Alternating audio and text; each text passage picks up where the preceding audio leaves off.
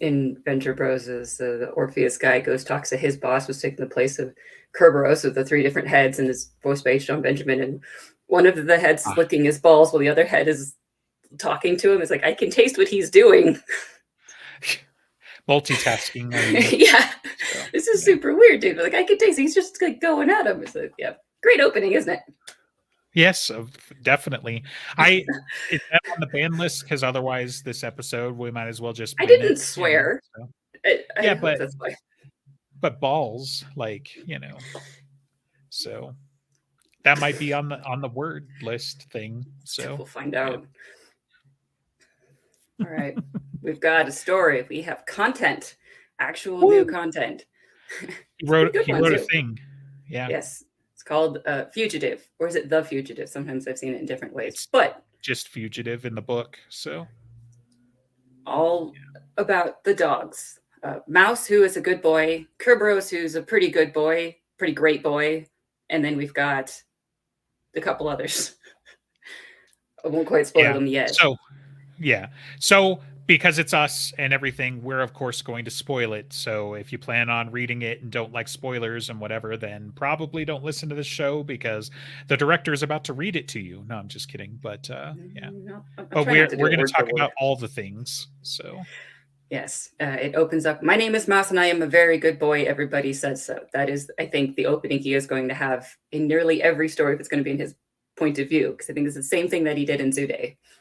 right, right. Good boy is an important phrase, and bad boy is the worst insult you can do to a dog. Right. I really liked the characterization that it was like, very but it was very simple, but it was like if, if you want to be a good boy, you might like that's like telling somebody that they're like, Michael Carpenter levels of a paladin, right? Like you are the best kind of dog you can be, and if you tell them that they're a bad dog, you might as well like, spit on their grave or something, that it was like the most dire insult that you could have. So I owe my dog an apology. No, I'm just kidding. But So it opens with Mouse and Maggie studying for a quiz for tomorrow. Mouse is manipulating the flashcards of which US president could write two letters at once in separate languages, and she's giving all the bad answers because it's fun and she doesn't want to study. But he loves right. school. He loves learning and reading and math and science and very much enjoying it. Yeah. He became a service dog and Dresden's like, look, just do whatever the guy tells you. So he did, and now he's a service dog. So, And he has a special vest and everything that says that he's somehow magic and he gets to be with Maggie all the time. And then Maggie goes to sleep reading comic books under the bedsheet covers because she's not supposed to be doing any of this, but of course she is. And there's a nun that walks she's by to make sure that turn the lights off. yeah, I was gonna say it's like I'm assuming she's like I guess it could still be the castle, but I kind of took it that she's like I at think the she's at school school. now, or yeah. Like And so she's staying with the academy and I guess they have nuns. So yeah, it's I don't remember the school before having nuns, or maybe that's just Mouse type of thinking of these people have no fun, so I'm going to call them nuns. I don't know. yeah, I mean, he's a temple dog, right? So, Oh, that's true. it's a woman of authority, so maybe she's a nun, or whatever. So, We'll have to see more when we get more of that type of story with Maggie going to school. right. Uh, but as she's falling asleep, and then Mouse is falling asleep after being on the lookout so that she would have warning to put the comic books away, reality opens up a portal, and Kerberos, the gigantic three-headed dog, steps out and says, "I'm sorry, I'm looking for Mouse Dresden." Pretty terrifying. Yes. It's like, that is me. I am Mouse Dresden. My name is Kerberos. You are famous. Did you know that? Right. You are the I've heard famous of dog. you. Yeah. Yes, I need your help. I am a service dog, but I think that means I mostly help my Maggie. And every time he says my Maggie or my friend in reference to Harry, it's capitalized. It is a title, it is a name. It is my Maggie and my friend, and you don't get to have them. But Maggie is in danger, or well, anybody connected to Dresden seems to be in danger because someone was helped to escape from the Hades prison, and that person is somehow targeting Dresden. So, and Hades likes Harry, therefore Hades is going to send help Yeah. because it's his fault that Lord in a way. Hades and my friend know one another. I noted. So yeah. Yeah. Like yeah. Yeah, my lord believes the fugitive was removed from Hades to harm your friend and his offspring. My lord likes your friend, so he sent me to help. Who would do such a thing? And Seems when we find them, I will tell you. yeah. Yeah, but it seems like a pretty cool thing for Hades to do. So, but I guess Hades kind of effed up and you know by Yeah, proxy through Kerberos, yeah. but It yeah, is his responsibility to control his prisoners, and one of them got out, even though it was sabotage from someone else. It's still his responsibility to get them back. So he sends people. There's Kerberos plus another one, sort of, because Mouse is refusing to leave Maggie. That is his sacred duty. But if he needs to help Kerberos, what can happen? Someone needs to watch over her if she's in danger. So Kerberos summons someone who is unnamed, but is clearly Medusa, who protects women and children to sit with Maggie and make sure she's safe because she smells like snakes. yeah, that makes sense. Okay, because I don't think I got that close. I was just like, okay, I'm sure this will make sense at some point, but yeah, I didn't make the Medusa connection. I don't think Right. The so. description is a cloaked and hooded form, human shape more or less, but smelling of dark and damp and of slithering, scaly things. It emanated calm and power. The hood over the head seems to stir once in a while. And I think another time there's just explicitly she smells like snakes and she Right. is very protective of women. She will keep your Maggie safe until dawn. Nice. Yeah. I mean, that's fairly badass. So Yeah. Maggie wakes up and there's a whole statue field in front of her and be like, "What That's probably happened why the last hood, night?" so no one's looking Yeah. at her. Well, yeah, I'm just saying all the other attempts at her on her life overnight, so Yeah. All right. So, who is the thing that escaped? We did not guess it correctly at all because there is a new right. ish myth person. But yeah, it is the Nemean It lion. right. Yeah, I mean, it it makes sense, but like yeah, he just went straight to the myths on that and I mean, I guess we did poke around some of the myths, but we were expecting like a more person, like Yeah. Prometheus, Sisyphus, something like, just somebody. But yeah, instead it's the Nemean lion, which I guess kind of makes sense. Now we've got a cat and dog story. Exactly. So Yeah, we have yeah, dogs chasing a cat that needs to. It is adorably whimsical while also being very badass. It's a strange mix. yeah, So, Kerberos does an illusion to make him seem like a normal dog that's just very very large, and then they take another portal to where the trail starts in the real world or ends and where they can find it. And they end up at the Castle Dresden. And there is a gigantic white truck that has had the engine block ripped out of it and the metal is melted.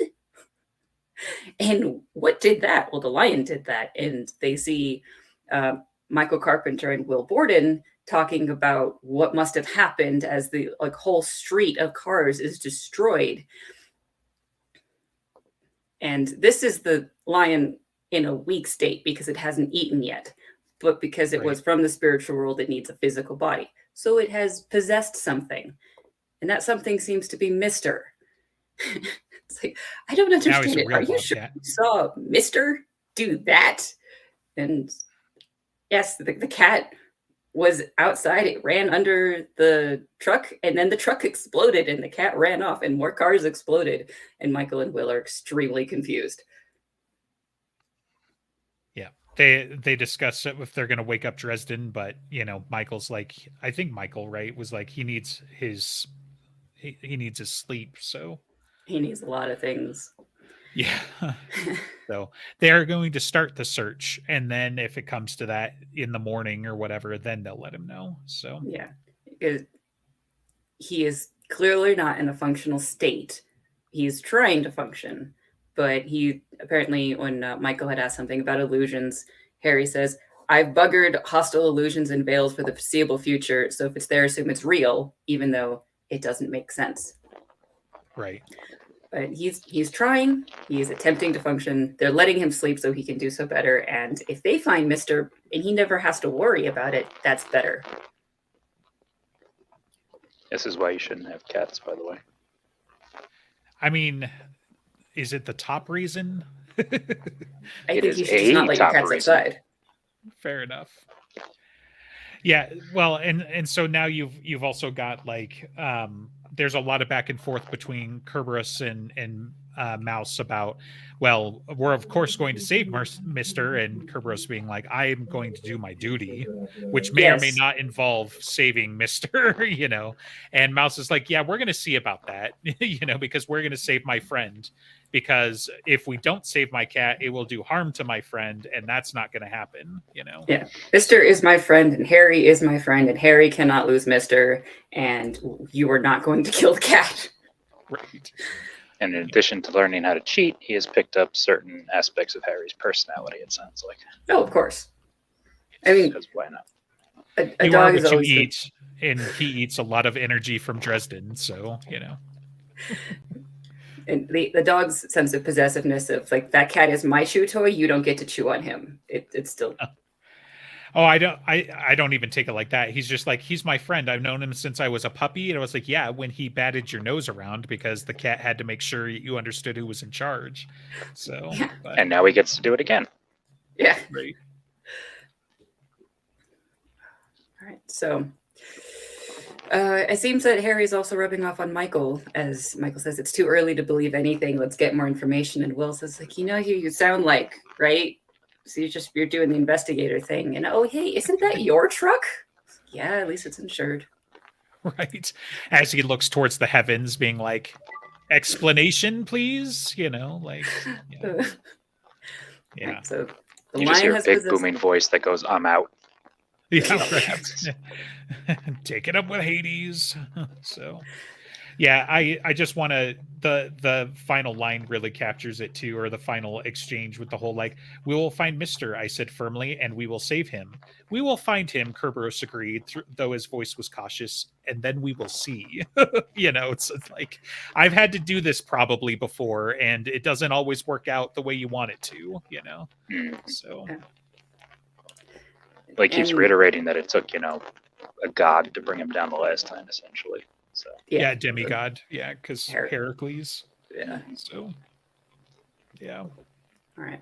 And Cerberus has excellent noses to be able to track, and they just run straight through the city, busting down fences and some maybe not walls. They might go around a building, but it's a lot of destruction as they are just going straight for where Mister was.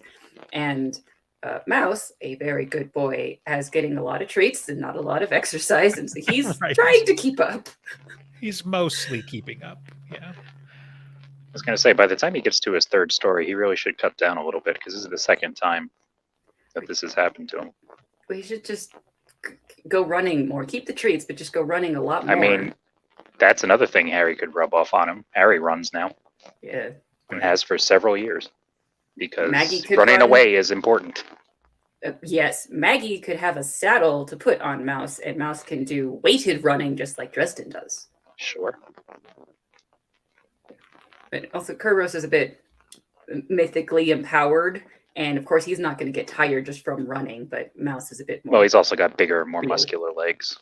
But yeah, He takes one step and it's like 25 mouse steps. So Yeah, that's a that big probably part of it, helps. too. But Yeah. to be fair, that's same with Dresden. He takes one step is 25 Murphy steps. So Right. right. They follow the trail outside of the city into a farm that it just. It's great. The people who don't actually leave gigantic cities, I warn them sometimes if they move to Colorado. It's like if you're inside Denver, everything just feels like a gigantic city. That's fine. You drive an hour in any direction, you will see cows. Right. I worked with a guy from Miami, and he was shocked when I warned him, but then he came back after whatever that was. Like, you were right, there were cows. I don't know why he's shocked. I haven't made it to Miami, but like Florida was kind of weird. It wasn't cows always. Like there were cows, don't get me wrong. I was actually shocked at how well forested it was. That it was like Mhm. you would just go right out of town and it's just like there are trees freaking everywhere, like I guess it kind of makes sense. It's technically like a rainforest type of area or whatever, but I was just that was kind of unexpected to me. So, A lot of horse just they ranches have too. to they have to clear all that to develop for Mm. new buildings and stuff. And Yeah. so the area where we were was like half an hour north of Tampa, and that's what it was. It's like step one before building a new development is get rid of all them trees. It's like playing World of Warcraft again, or Warcraft, not World of Warcraft, but like get your peasants out there, clear the trees, build your townhouse, whatever. So Yeah, this guy in particular, he was just inside the inner city of Miami until he was like 24 and he moved to Denver. It's just like, okay, this is going to be a little bit different. There's country here. right, yeah. Yeah. But yeah, so the lion needs to eat, and he has found cows. He is eating a couple of cows, and eventually he's going to move on to pigs. And Good Mouse, choice. Sure. I mean, they're better than the children that are hiding Yeah. for his. Yes, bacon cheeseburgers often taste better than children, in my experience.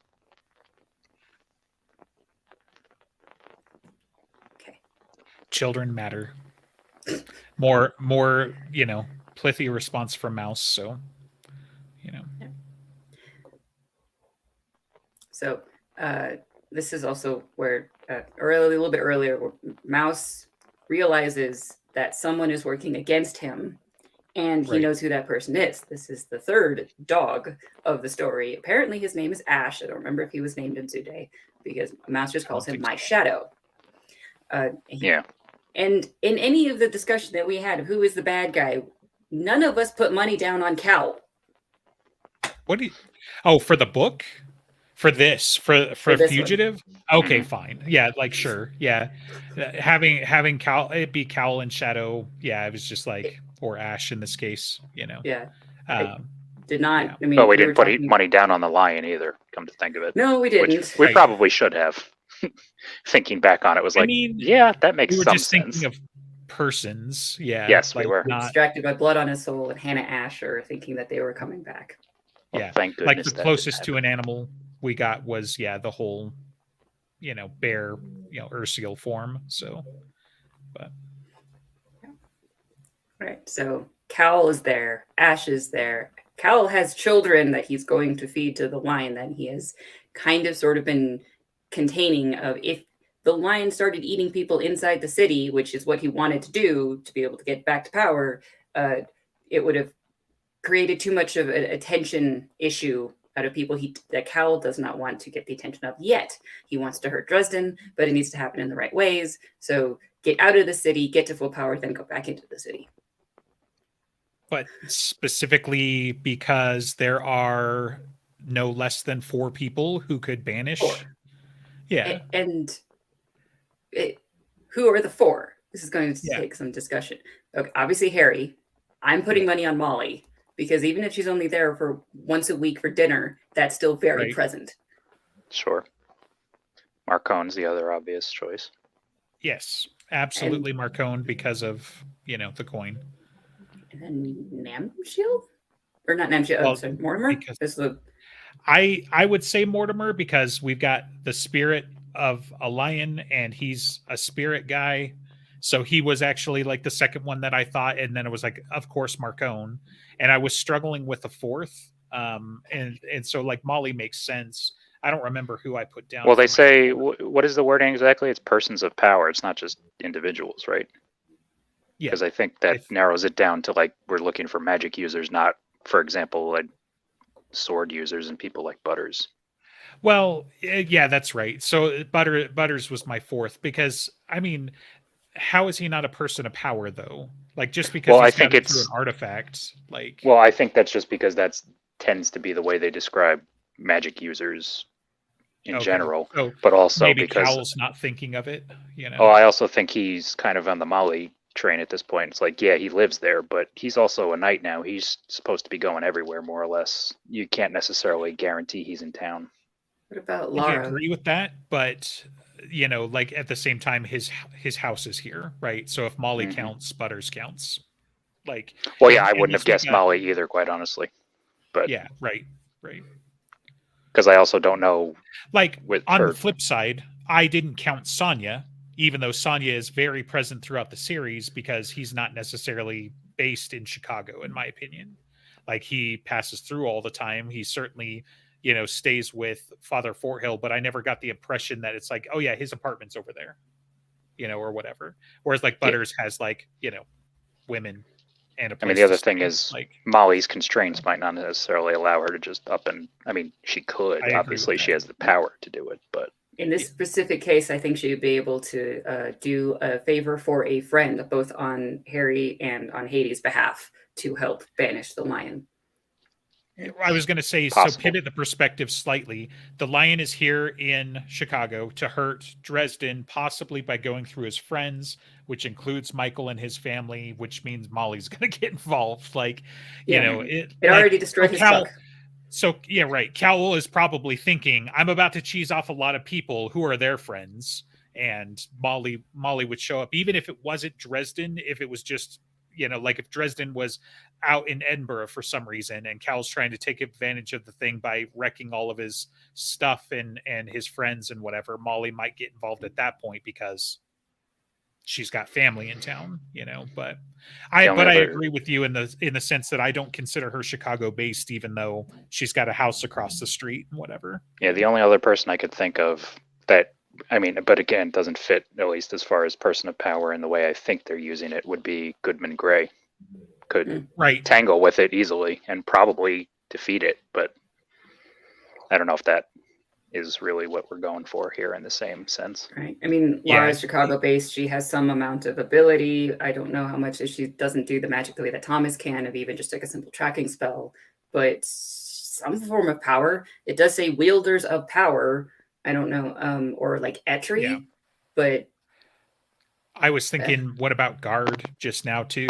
Like, yeah, that's what that was my other. But that to me is like, well, that's 6-1 between her and Marcone. It's like, I mean, yeah, exactly. it counts, but yeah, yep. So, yeah, I think that's an excellent brand new Q&A question for. Or actually, maybe the next convention. Maybe would River Shoulders count? Is he right? Is in he the area somewhere? enough? Right. Because I feel like he can easily do it. Well, and what's funny is like maybe we're overthinking it in the sense that like this is just what Cowell knows of, right? Like maybe Cowell only knows of 4 of them, and he's like, okay, well, Dresden's in the phone book, Mortimer's in the phone book, we know about Molly, and you know Marcone, obviously. So maybe those are the 4 he's thinking of, but it turns out that there's actually like 8 or more, you know, because it's like all of these options probably could do it in the right circumstance, you know, so. Yeah, and I wonder also maybe it was someone from the Ordo. If they had gotten together, maybe they'd be able to.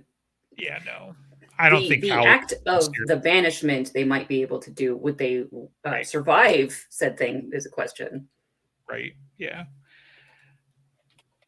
Right. Yeah, and but that's it. Does kind of just it toes what I was saying, which is like, you know, Cowell was probably like underestimating Chicago in some ways, but.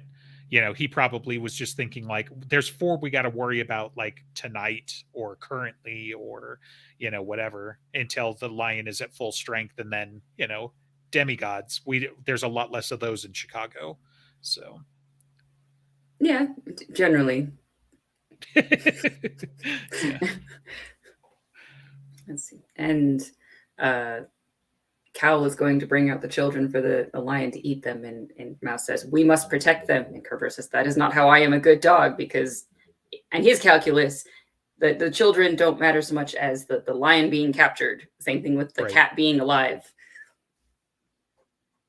And then they argue about what the plan should be. If like, do we go after Cowell and my shadow first? Do they go after the lion that's eating pigs at the moment?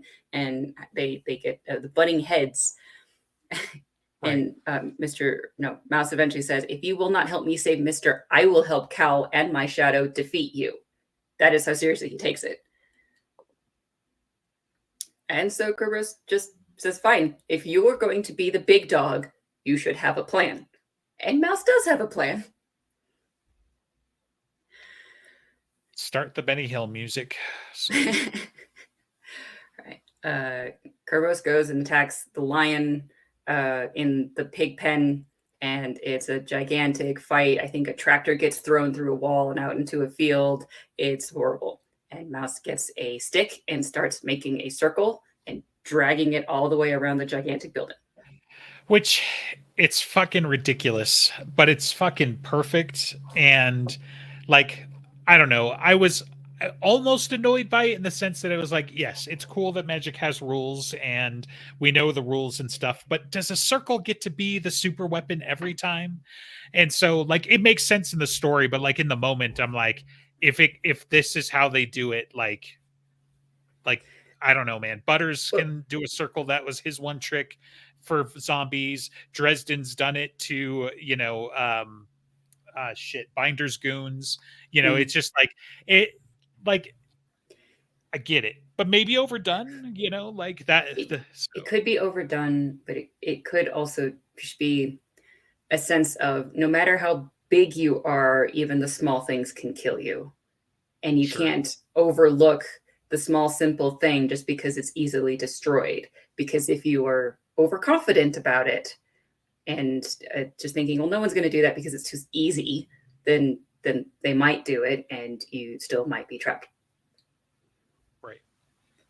Yeah. And also it's just a nice go-to. It like you should do it just as like a nature of course of like, well, there's a big bad guy. What happens if I stick him in a circle? Does that mean that he can't leave, or just is that a waste of time? Worth a shot. Yeah. Right. So Cerberos and the lion are absolutely destroying a farmhouse, or the outbuilding. Let's see. And Cal comes out from the house and he says, "A gift, Lord Hades. Why bind one when I could bind two?" Because now he wants to take Cerberos for his own as well. Right. Mouse finishes the circle, and let's see, an invisible curtain of my energy leapt up from the circle, rising up to enclose the farmhouse in a dome, and Cal's power was snuffed out like a candle on Maggie's birthday cake. I just really like that line. Right.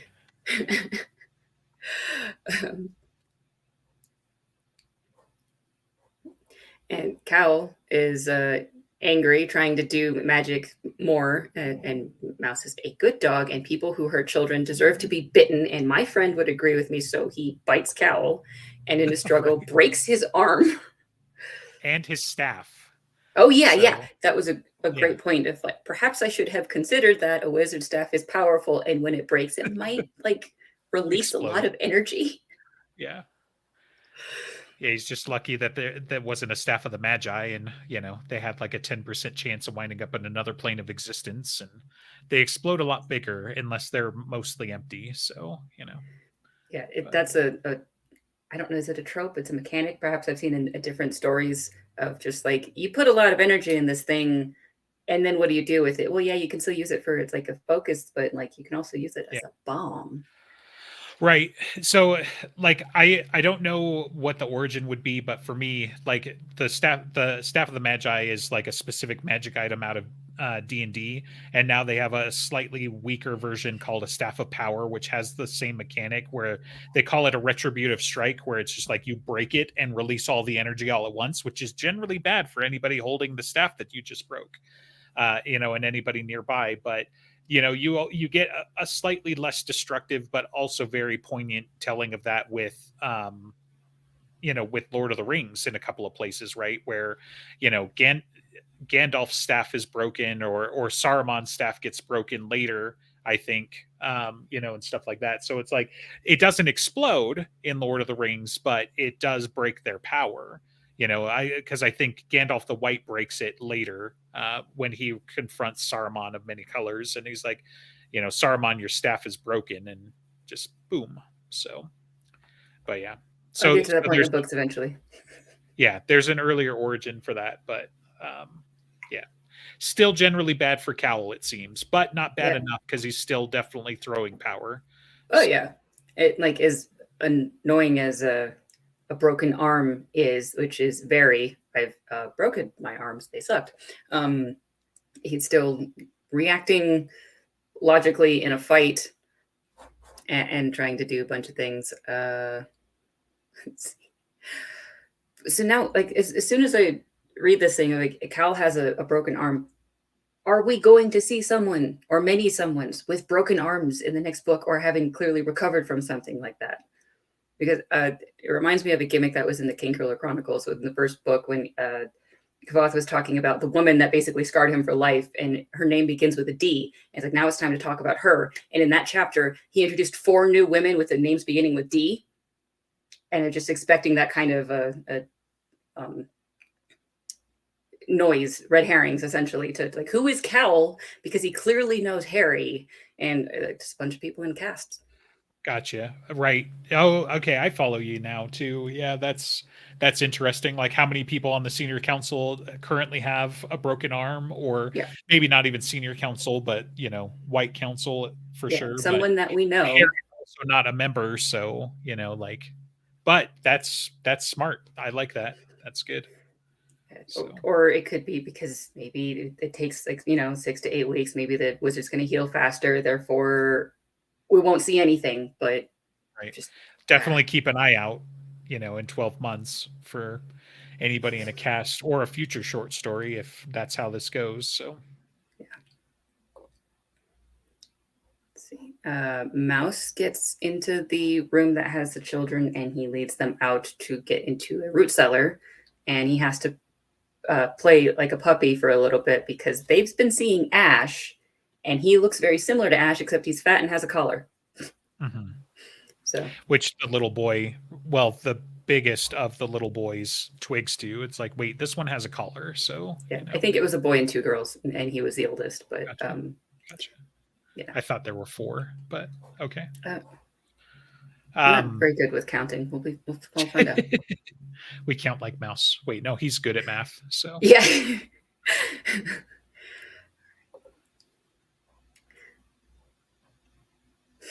And when Ash sees Mouse, he says, "You have gotten fatter. You are mean. They are children, and how can you hurt children?" And Ash will say, "A fat, foolish slave in a collar." And Mouse says, "It lights up so cars can see me at night because my friend cares about me." Right. It's just such great banter, between them, and like what the dog's focused on, and like, and you can hear some of the things that he says that are very clearly like Dresden told him, like possibly the light up collar thing was like, I know you don't like collars, but this is going to help cars see you. It's like, ooh, safety. My friend cares about me. So Mouse might be able to withstand a car accident. He has before, but it doesn't mean he needs to. And that person might not want their car broken because he's dark and it's at night. And Maggie's probably with him. Right. So one thing that I think happens like just before this, and we kind of missed with the whole like power being thrown against him and that sort of thing, is that so he's a foo dog, and his power has a lot to do with luck. And so they're able to get into the root cellar because he changed the luck, and it was open. It was unlocked. Like, yes. Yeah. So I thought that was pretty cool, because it's like the opposite would probably just be like, like maybe a low energy Malocchio type of bad luck thing that, it's like you're slipping, and, they were complaining about trying to pick up the scent, and the wind would happen, and cars kept getting in their way, and all of this other stuff, is what Ash was able to do against him. But I'm trying to see. Bright power tilted the world so that the doors had not been locked. And I grabbed one of the handles and tugged it open. So Mouse has luck powers, Yeah, so it's interesting that the words tilted the world could have been like, I'm just going to shake things up so the lock unlocks. But then the words so that the doors had not been locked means that's like retroactive happenings. It's insane. Yeah, it's pretty crazy and possibly powerful, like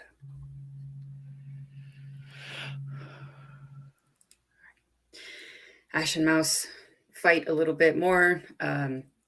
Mouse is like, they are children and I have feelings about that. And Ash says they are meat, because that's what he's been told. Like they have no value other than what they can feed the lion. Right. And this is when Mouse says, "You are a bad dog. It is the deadliest insult I know," and hung in the air in perfect silence. Both capital letters too. Capital B, Yes. capital D, bad dog. Mm-hmm. But they are very equal in ability, so it's a kind of rough fight. But the kids are watching it and they know good dog from bad dog, and so they say, "Get him, doggy," and that helps Mouse do better. Yeah, he's shouting encouragement from behind his own little beacon of bright energy, adding to my own. So it's a sense of luck, but it's a sense of aura that's happening. Of like maybe it's a sense of belief of the way a temple or religion might do. Right. Yeah, he believes that Mouse is a good dog and a protector, so he will be better at being a good dog and a protector. Yeah, it's red, so it runs fast. It's something. A little more orcish, but okay. Yeah. Same logic, it's fine. Okay. And let's see, Cerberus and Cowl are fighting, and the lion, and it's really loud and mournful howl, and then there's silence, and then Ash says to Mouse, "The master of the future," with capitals, "comes. This is your last chance to flee." So that is apparently the title of Cowl, I guess, master At of the least future. as far as Ash is concerned, but I do get the sense that it's like that's another thing that he probably picked up, right? That Cowl, mutters to himself in the dark, "Oh, I'm going to be the master of the future. You just watch." So yeah, it's very reminiscent to like what Corpsetaker was saying in Deadbeat of like New World Order, and I can make you all powerful if you just give me the book. Right. And as they're fighting even more, Callum and the lion are coming around the corner. So the Cal says is, "Harry, you are an almighty pain in my ass." Right. Says it by name, by first name, as if they are friends. "You are an Right. almighty pain in my ass," which just, it sounds familiar, like we should be able to pinpoint who it is. But it's Right. also so many people speak like this in the series that it's familiar because it's coming out of Butcher's head. But this really implies that it's someone that we know, and even on a personal level.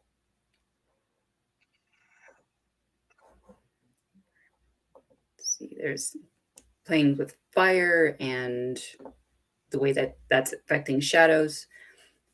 Cal says, "Nix his aura, if you please," to Ash. And then Ash is saying, "You are going to die for nothing." And Mouse says, "You have forgotten two things, brother.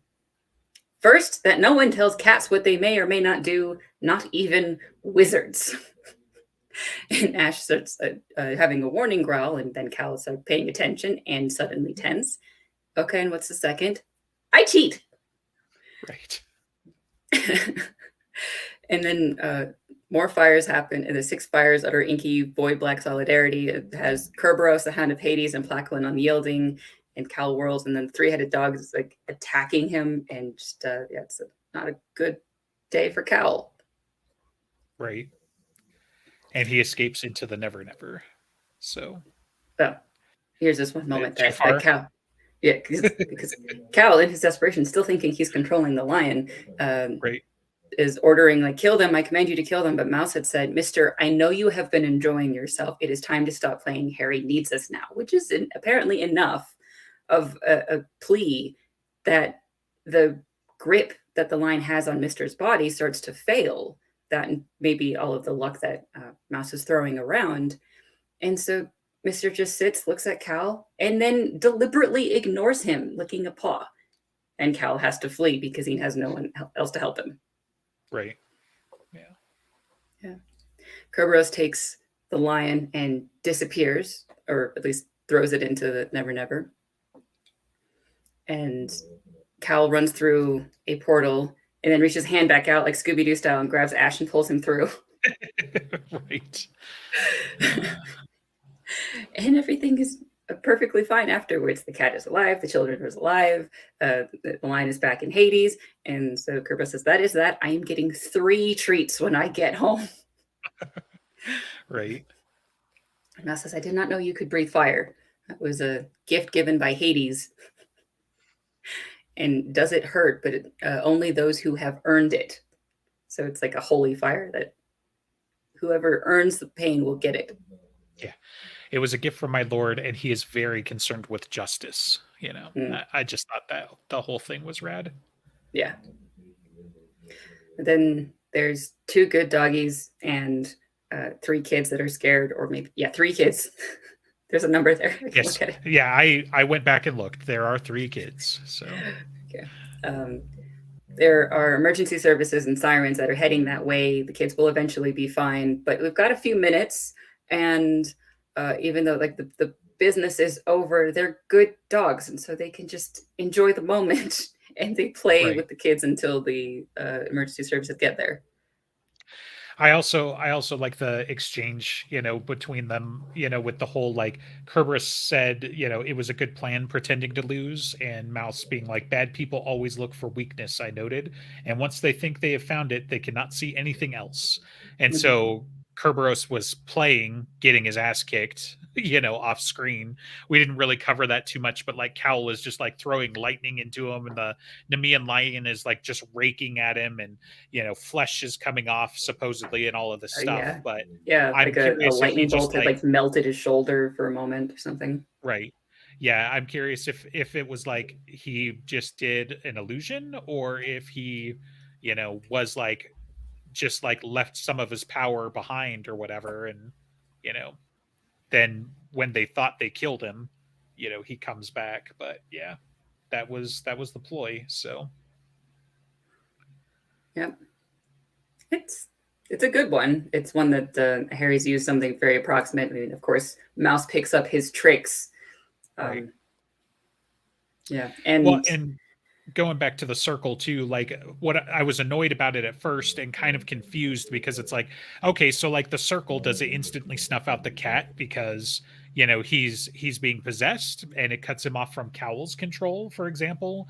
What does it do to Kerberos, because he's like uh he's kind of like an invading summoned creature now too, but it's all kind of moot, because after Cal gets his arm broken and gets out and whatever, he just snuffs the portal or the circle anyway, so I was like, yeah, okay, so it was more like, maybe it gave him a little bit of protection from Cal until Cal got out there, and it's like, you go handle the cat, I'm gonna handle the wizard. And trying to in put a wall classic, between them.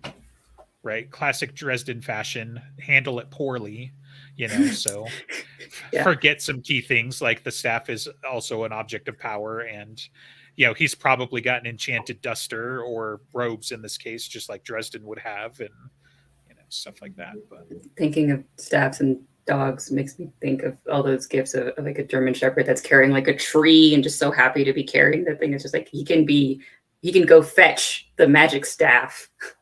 Right. I don't want to see that happen now.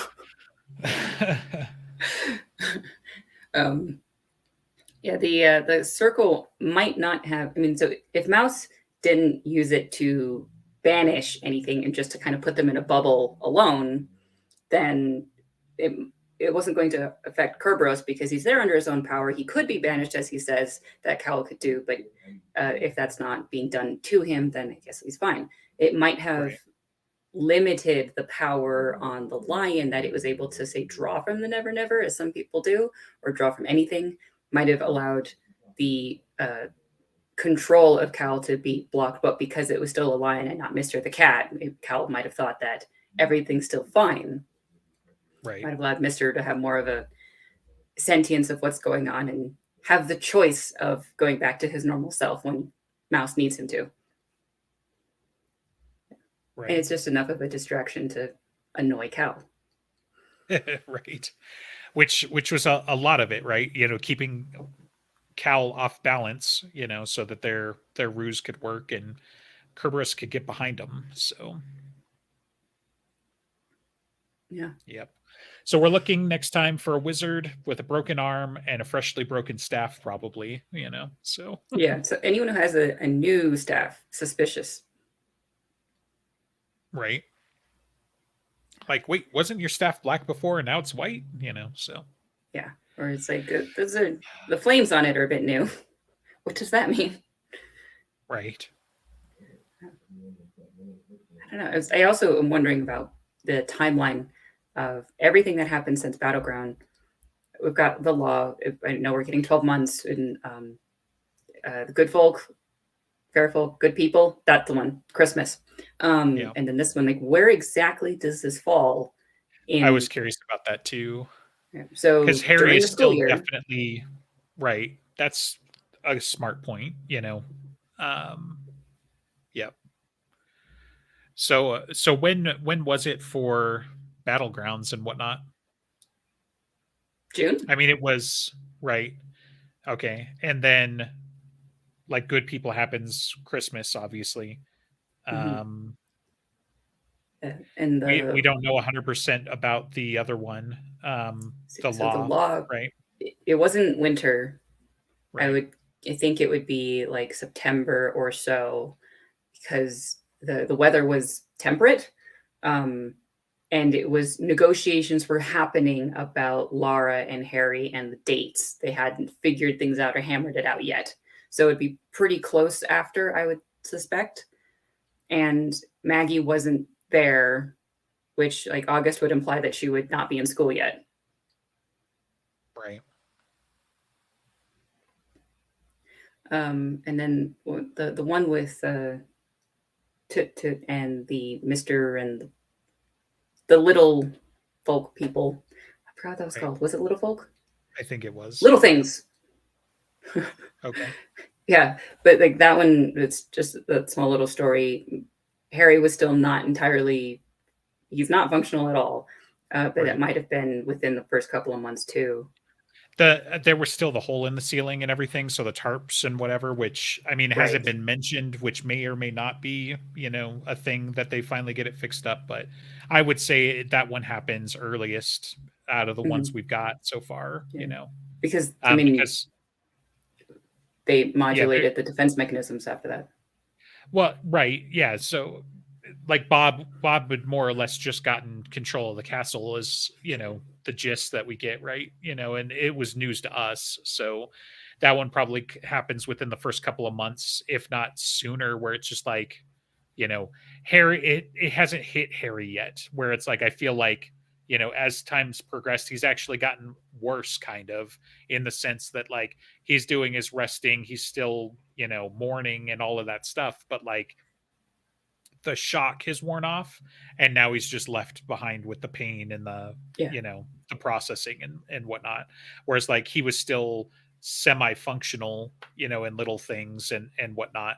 um Well, so sort of. Like it was. yeah. I don't know. Because he was trying to meditate, and then to interrupted him. And then he Right. was trying to make pizzas, and then he went and dealt with something, and no one was paying attention to the things that are happening on a small scale. Everyone's thinking too big, but he wasn't there much until he realized that something really important was actually happening. I don't know. It's like we didn't get to see much of him functioning or not, except for when he was putting pizzas in the oven. He just kind of like stood there and was nothing. Like he was hollow. He was just in pain. Yeah, but I mean, you get to see him, which I think is a big step. Like Yeah. he's not sleeping and he's out of his room. So like, Yeah. I think those are two things to be not taken for granted. That it's like even just the little bit of self care or whatever of him getting some coffee, planning his day, putting the pizzas in, some of those little slice of life things. Like obviously, the fact that he takes a job and leaves the house in the law is a big deal. Yes. So whereas like in this one, they're very much still concerned about him, sleeping it off, and you know Yeah. like obviously it happens in the middle of the night. I get the impression it's around midnight. I don't remember Yeah. if it was explicit about that, but um It might have been. Well, it was enough for Maggie to be asleep and everyone to be uh, not available, more or less. And then if right. Medusa's going to be watching her until dawn, everything happens at night. And yeah, Right. Like at least when Mouse and Kerberos get to the castle, and yeah, whatever, that, it was later, but I'd be surprised if Maggie like wasn't asleep by like 10 or something, like yeah. even with her staying up to read comics, it didn't seem like she did that for very long. So And it's interesting. If Michael is there, he could just be there to be helpful, to be caring to someone, to like Harry, or just helping run a gigantic estate that Harry doesn't really know what to do, and Will is apparently taking on a lot of it. But maybe he's fixing the hole in the ceiling. Right. I was going That to he say, would have. like, yeah, he might have been there just to do the repairs. Mm-hmm. Yeah. But this was a great story. It was very like it has a dress and feel, but it also is new and invigorated with like it's Mouse's perspective, and we got to see so many new things. And I feel like we got a lot of hints about Cal that I'm going to be chewing over for the next year at least. So it's right. Yep, classic function or classic situation that it's like, well, great, we got a short story, please, more. Yeah, exactly. You know, like now we've got more questions. You know, so I mean the two big ones I think for sure are like who are the four? You know, just for you know, literally trivia, just to have that in our back pockets, and then you know who's Cowl, the overarching mystery of the whole story right now. Like it's like who's Cowl and what's a Starborn, or like you know the biggest question. So like yeah, I mean Starborn is more we're annoying gonna that he should have asked the question earlier. yeah, I just got the feeling that it's like when we're finally told who Cowl is, right, and we were like, oh, and I'm gonna put the book down and I'm gonna stomp around my house swearing for like 30 minutes because it's like, how did we not freaking catch on to that? You know? So yeah. I still have like a $5 bet that it's Petrovich, but right, sure. Yeah. There's something about the way he said Harry by first name that makes me think it's someone else that knows him personally.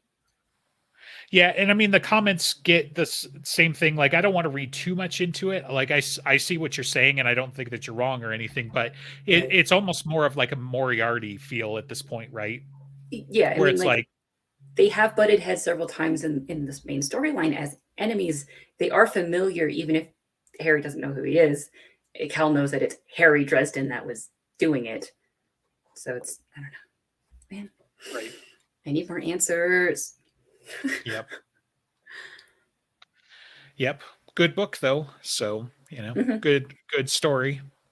More Mouse, you know, everybody's getting what they wanted in that regard. And, you know, even a little bit of mystery, even if he's kind of semi the bad guy this time. So he was having fun. He doesn't care about pigs or cows. And then he started cleaning himself just to piss someone off. Right. As cats do. Yep. I wonder how many other short stories we're going to get, because it seems like 12 months is going to be, it's not an anthology because it's going to be a book, but it's going to be the shorter type of things that he's dealing with every month for a year. But how are these going to fit into that timeline? And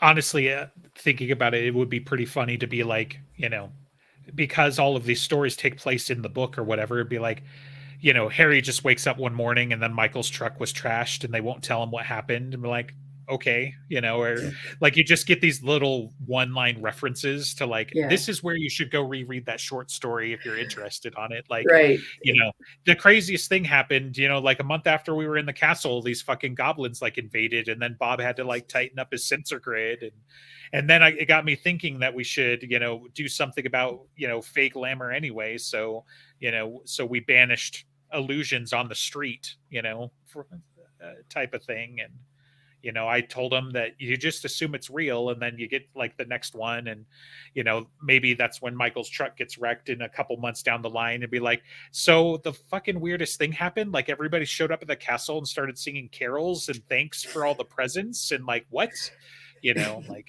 the gargoyles that were on the top disappeared for like a day. What happened with that? Right, like yeah, like just have all these like Harry doesn't even know what's going on, you know, types of moments to clue us in or something would be kind of funny. But boy, dude, I gotta say, like it crossed my mind, but I was like, you know, I mean, it would be, I don't know, it would be almost too much, but that tone, like who else has said, you know, like whatever, but it almost reminded me of Morgan, although I don't think he would have said Harry, he would have said Dresden, but it was very similar to me. And But like, I don't If know. Langtree is Cal, Langtree There's doesn't too need much to. against it, but Right. he does. He's definitely got stuffy wizard vibes. Obviously, that's another stuffy wizard who's been an antagonist. But like, just think about like if what's his nuts? Why can't I think? Peabody was on the Black Council with Cal were either like super deep cell levels of nobody knows anybody else in the thing, or Right. he actively had to work against thwarting the plan with the Mordite fiend. And if he just didn't get involved, would have been enough at that point, right? Yeah, Because exactly. Langtree was absolutely important to shutting down, the Mordite fiend and everything like that. So I'm just like, it's little things like that. And like I keep thinking back to, him in Changes with, he was ready to fucking rock. And unfortunately we never saw that Yeah. or anything like But it. he was threatening to eradicate Root and Branch, the Red Court, which were working with the Outsiders and the Black Council, right? So it's just, I mean, it's the no one's going to suspect him for all of these reasons, but it's just like you said, all you have to do is just do a little bit less, and what they want to happen happens. Right. And I think I would assume that people would notice that Langtree is not in Edinburgh at some point. He's just disappearing. Yeah, exactly. Yeah. I'd be like, hey, where did you go for a week and why is your arm suddenly broken? Oh, rock climbing or whatever, it's like, no. But yeah, I mean, I get it, right? Like I definitely got that feel, but for a dozen like practical reasons, I would say no. But like that's why I'm not ruling out like senior council. And honestly, though, I wouldn't say like I don't think it's like Christos or I don't know. Like senior council might even be too far. Like shit. Talk about an alibi. Where's the asshole that's been babysitting a glacier? Right. No one's seen him in like 100 years because he's babysitting a glacier. Like fuck, that guy could be Cowell because no one's looking for him because he's babysitting a glacier. So I mean, I'm sure we've laughed at this before, but like it could be Justin with the way that he talked. Right. Yeah. There's familiarity with that. Like they know each other, but the other times when Cal talks, he's so possibly crackpot.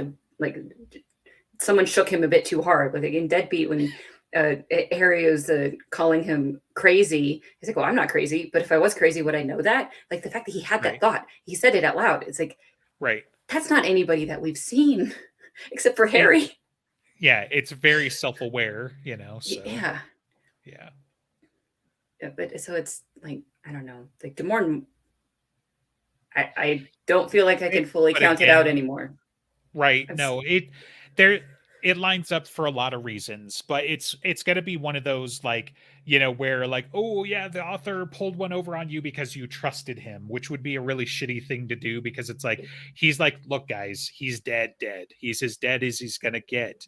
And so like, unless he's, but like, unless he's playing funny with words and that sort of thing, like obviously you can't let it out of the bag, but he could have easily said, I'm not going to tell you, which he says an infuriatingly amount of times, but it just I won't cling to that, but I mean it would make a lot of sense. Like I'm not saying if you cling to it that it's wrong. I'm just like, I tend to follow people, like that's where I think Petrovich might come in. But the problem is Petrovich, like he's not personally familiar to Harry, like he shouldn't be.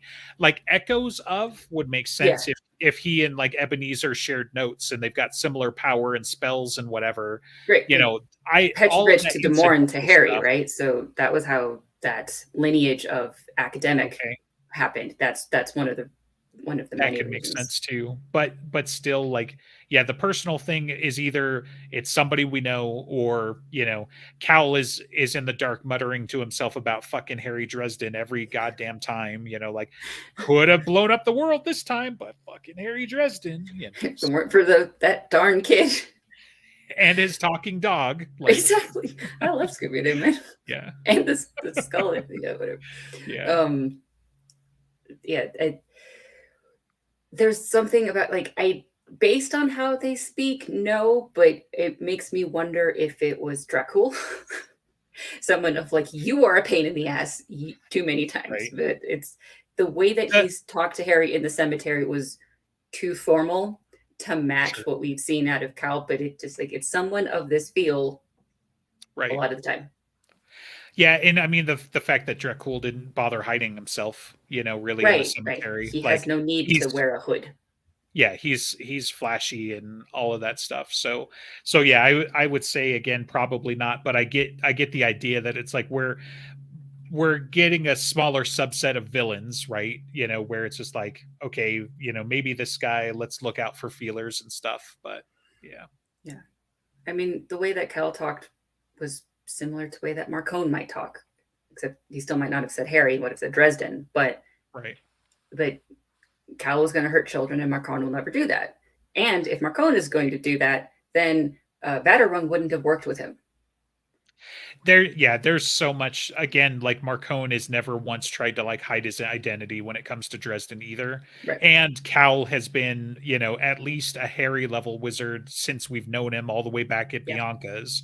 Marcone has very clearly gotten power crept, like he's gotten powered up, let's call it, and that sort of thing. Whereas like Cal, has almost always been at least on par, if not too much for Dresden.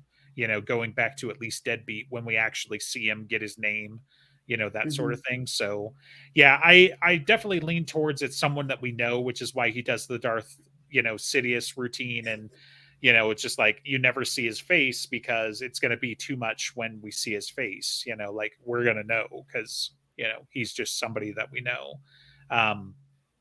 Even if it's just like it'll be so funny, he's going to take out like his hood's going to get pulled off by Mouse at some point or something like that, and it's Harry's going to be like, it's you, I don't know who you are, am I supposed to know you, like like I'm Simon Petrovich, you ass, or something, but yeah. Mouse has met Cal now. Has Mouse met Cal before?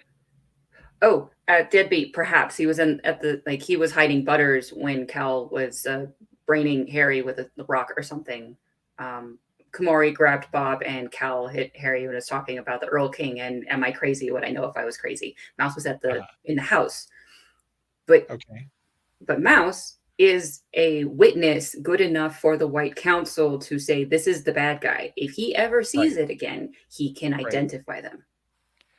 Right, but we got the problem where Harry's kind of like not in the White Council again, but importantly, yes, Mouse has his scent theoretically, and he very much knows about Ash and all of that stuff. So, yeah.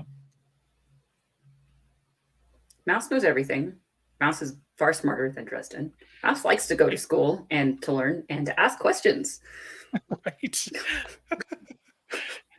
Hey, boss, what's a starborn? Like, Mouse is the one smart enough to ask that question in the book series. So he just needs like some form of perhaps like a typewriter or something to just start like poking at the words and nosing it. Or people are doing those buttons now with their dogs of just like, I want a treat right now, I want to go outside right now. It's like he could just do it's the same thing. I'm sure Bob can jig up something. But great. All right. That was The Fugitive, and not one reference to the movie that I expected. Come on. Right. Yeah. It was a movie that I've even seen. I didn't kill my wife. I don't care. So it should have been. Come on. All right. That's it for today. Enough crackpot to go around for a while, and come back with probably arguing about casting next time, I think. Because it's time for us to start yelling at each other. It's been a minute, so yeah.